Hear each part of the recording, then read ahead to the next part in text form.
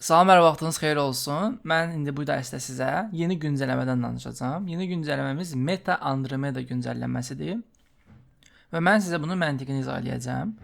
Yəni artıq bu güncəlləmədən sonra nələr eləməliyik, nə tip reklamlar yerləşdirməliyik, hansı addımlar atmalıyıq, hansı strategiyalar məntiqlidir.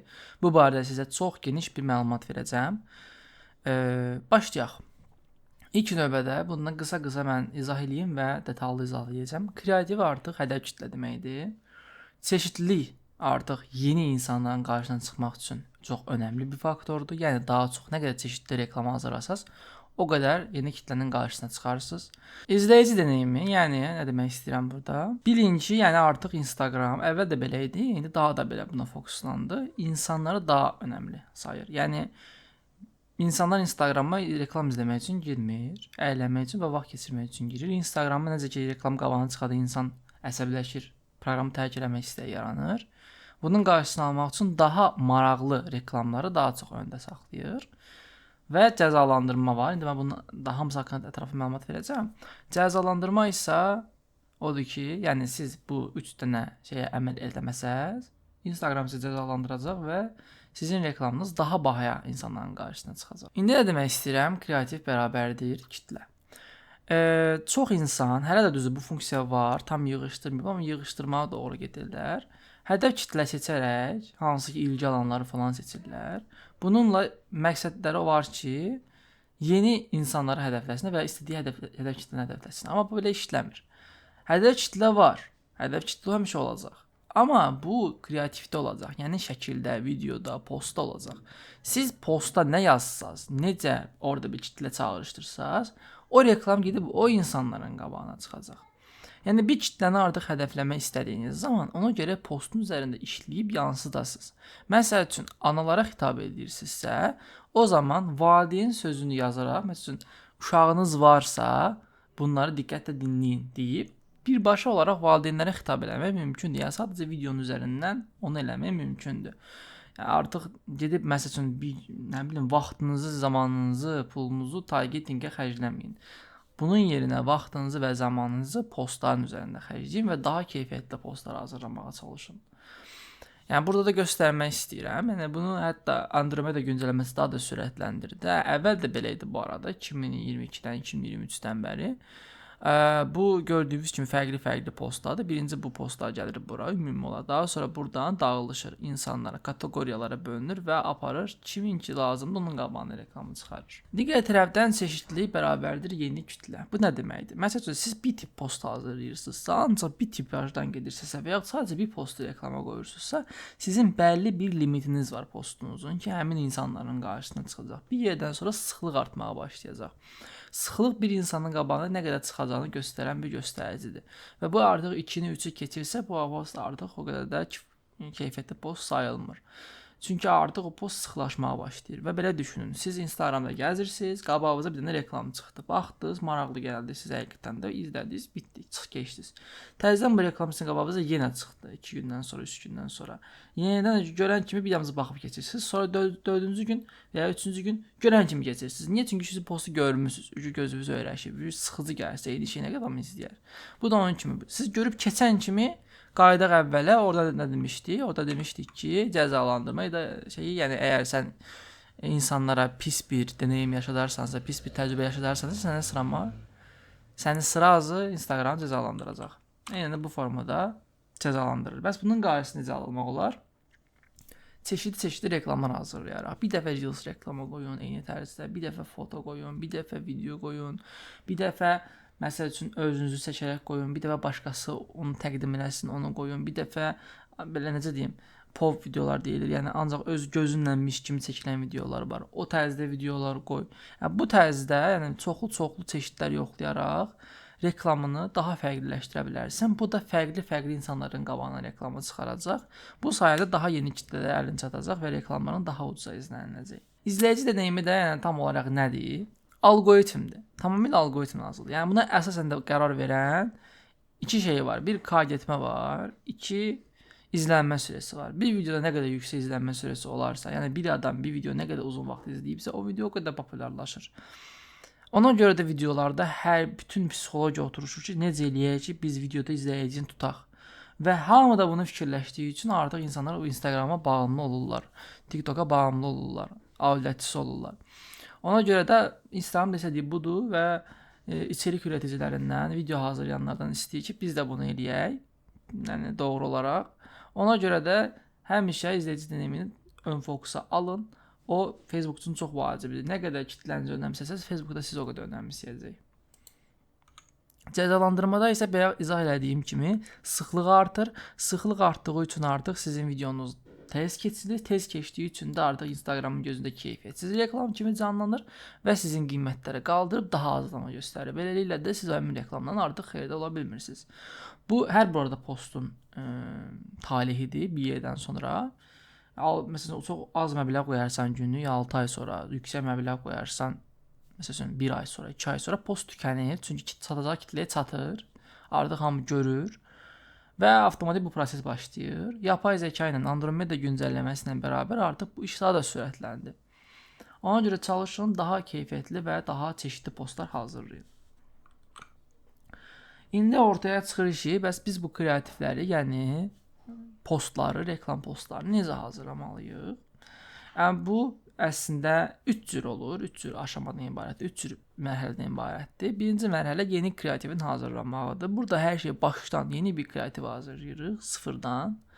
İkinci növbədə fərqli açılardan eyni mesaj verməyə çalışırıq. Yəni fərqli tərəflərdən eyni mesajı veririk. Burada da tutan bir kontenti fərqli formalarda insanlara göstərməyə çalışırıq. Məsəl üçün tutaq ki, dəftər satırsınızsa, dəftəri göstərdiniz. Ondan sonra dəftərin videosu ayrılıqda insan olmadan, daha sonra dəftərin şəkil formatında, karusel formatında, yəni eyni şeyi fərqli tərəflərdən göstərmək.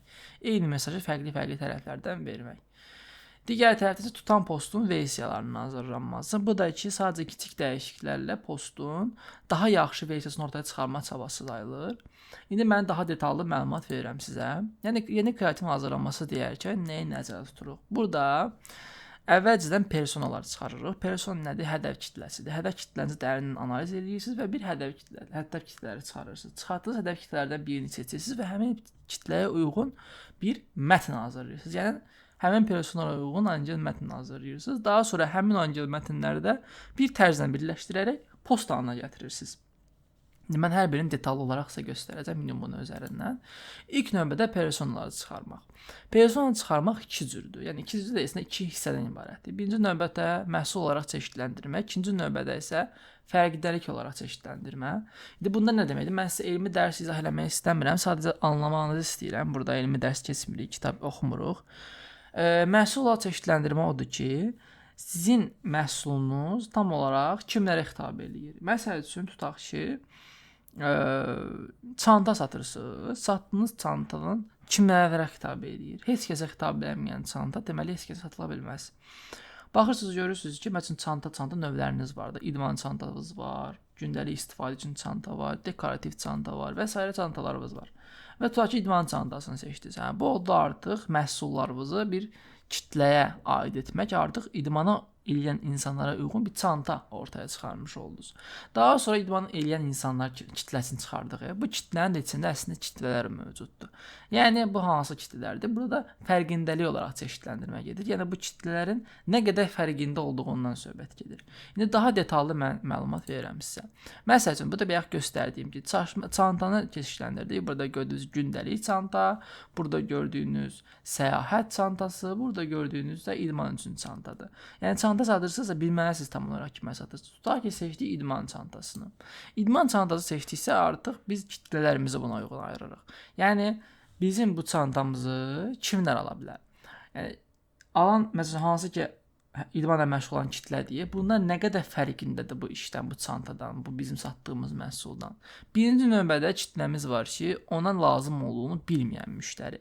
Yəni məsələn mən idmana gedirəm, mən evdən alıram bir dənə çanta atıram belimə, nə gəldi yığıram içinə, aparıram gedirəm. Bilirəm mənə çanta lazımdır, amma mən bilmirəm ki, sırf idman edənlər üçün xüsusi bir çanta var.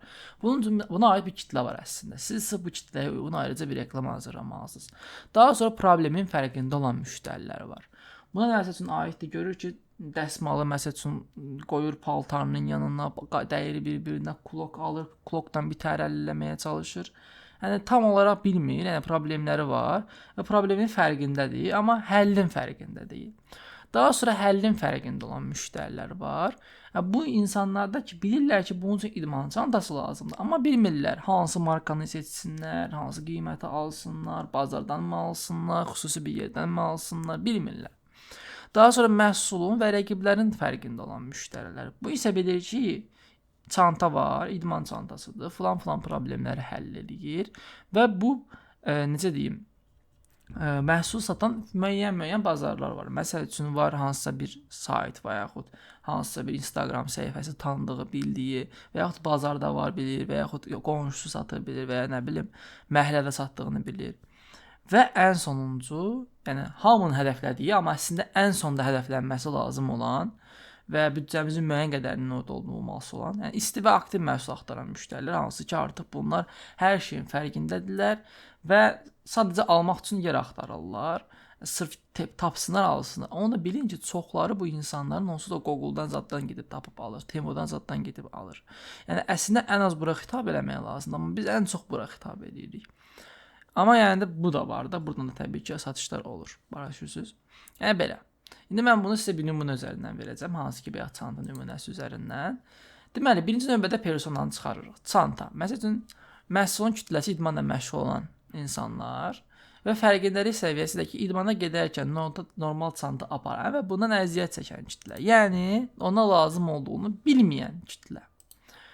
Və yaxud buna da aid eləmək olar əlbəttə ki, problemin fərqində olan müştəri demək olar, amma çoxu yəni bura aiddir. Məsəl üçün, mən özüm belə, yəni, məsələn, bir il bundan qabaq bilə bilməzdim ki, idman üçün xüsusi bir çanta var da. Və personamızı çıxartdıq. Artıq tam bizə aydındır. Çanta satırıq, idmanla məşğul olanlara xitab edirik və onların iminli məlumatı olmayanlarına xitab edirik.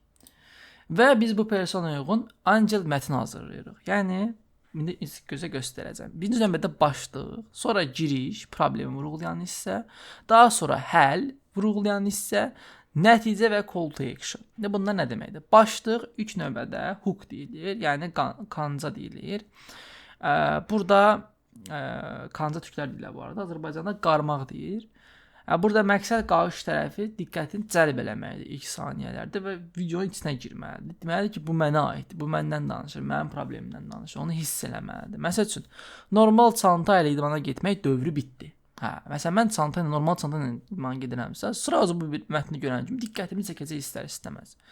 Daha sonra, hər dəfə idmana gedəndə eyni stres, ayaqqabı çantanın içində qoxu yayır, paltarlar qarışır, dəsmal islanır, su qabı sızır. Normal çanta idman üçün deyil. Bunu sən də hiss eləyirsən. Və burada qarşı tərəfə problemi şirtdik. Yəni bizdə çünki bilirik ki, bizim kitləmiz problemdən çox da xəbərdar deyil. Və yaxud varsa belə çox da şeyləmir də, yəni vecinə deyil. Daha sonra həllini veririk qarşı tərəfə. İdman çantası isə tam bu problemlər üçün hazırlanıb. Ayrı-ayrı bölmələr, ayaqqabı üçün xüsusi yer, tərk keçirməyən material, rahat daşıma. Və artıq qarşı tərəf bunu ikna etdi. Yəni qarşı tərəfi razı salıb. Ən son nəticəni veririk, deyirik ki, artıq idmana gedərkən əziyyət yox, rahatlıq olacaq. Çantan sənin məşq motivasiyanı öldürməyəcək. Burada isə qarşı tərəfə motivasiya verdik. Artıq biraz arzu yaratdıq qarşı tərəfdə. Yəni biz tərəfindən alsa bunları yaşayacaq. Ən sonda isə call to action, yəni hərəkətə çağırır. Hansı ki, yönləndirmə eləyir orada.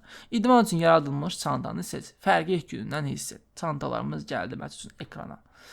Bir də çıxdı önə, arxaya getdi. Çıxdı önə, arxaya getdi. Və yaxud gəldim əlimlə göstərdim ki, seç bu çantanı istifadə elə. Və yaxud al çantanı götür gedin. Və yaxud al endirimdən götür gedin. Nə bilim, 1000 dənə şey demək olar bura.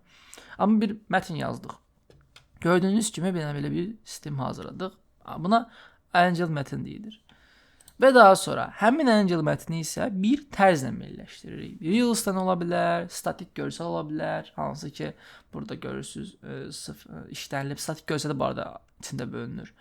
UGC tərzi ola bilər, yəni alıcı tərəfindən çəkilən videolar ola bilər və ya POV videolar ola bilər, yəni hansı ki, insan gözündən çəkilirmiş kimi görünən videolar və yaxud burada minlərlə çəkil ola bilər. İndi mən nümunə göstərdim də. İndi o videonu burada şəkildə də sığdırmaq olar o mətni. O şəkli o mətni videoya da sığdırmaq olar. Belə insan danışa bilər, məsələn, sanki öz o təcrübəni yaşayırmış kimi və yaxud belə göstərə bilər kamera açısından. Və buna fərqli tərz deyilir. Bildiniz necə?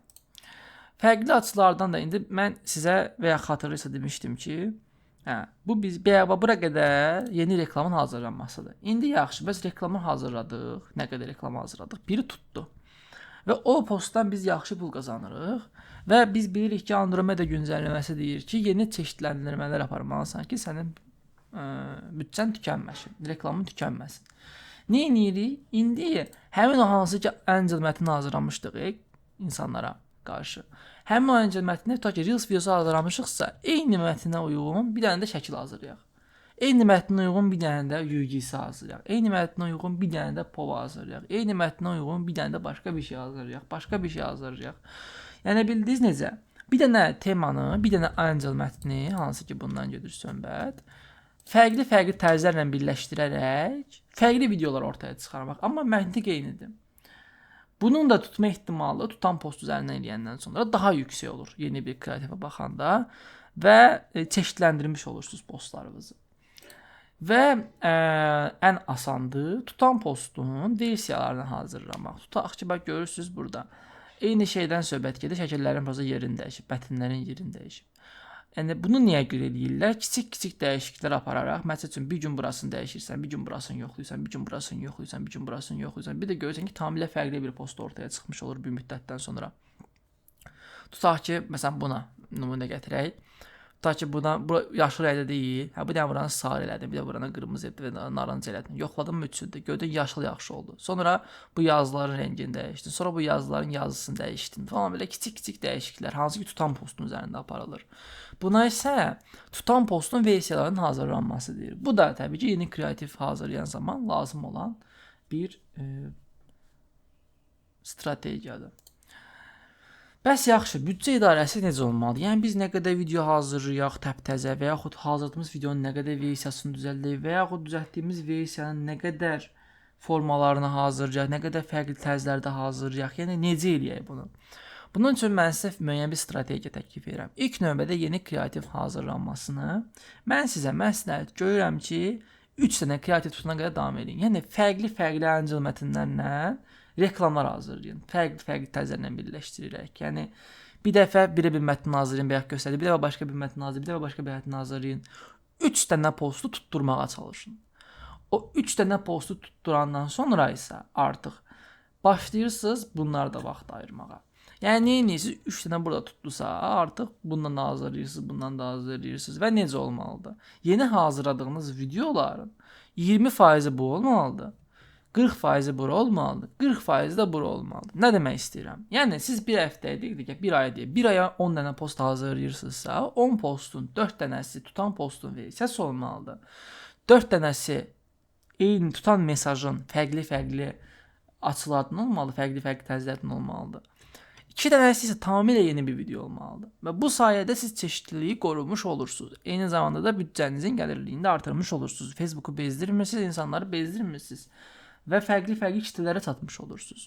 Təbii ki də büdcənizi artıraraq irəliləyirsiniz ki, bu barədə problem yaşamayasınız. Amma yəni demirəm xüsusi olaraq 10 dollarım var, 4 dollarını bura ver, 4 dollarını bura ver, 2 dollar elə deyil. Mən izah edəcəm söhbəti. İndi bu kreativlərin hazırlanması bir dəqiqə burada.